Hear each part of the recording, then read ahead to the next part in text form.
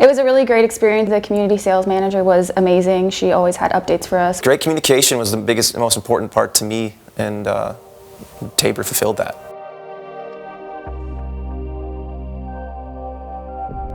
I'm Paul. I'm Taylor, and we live in the Grove. It's our first home, so we're really excited for our first home and the whole experience of building and picking everything out. Obviously the reveal kind of at the very end when we actually walked in for the first time, kind of like a wow, this is like actually happening kind of moment.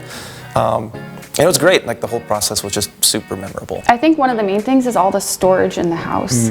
I didn't realize, because we don't have that much stuff, how amazing that was, and now as we're accumulating stuff, being our first house, and the storage is just awesome. I don't think we'll ever run out of anywhere to store. I really like the porch too on the back. I mean, having the fireplace back there and like having it set up for a TV and everything really kind of opens up the possibilities of entertaining, I guess, having people come over and hosting larger parties. Just like waking up every morning, being in your first home is awesome.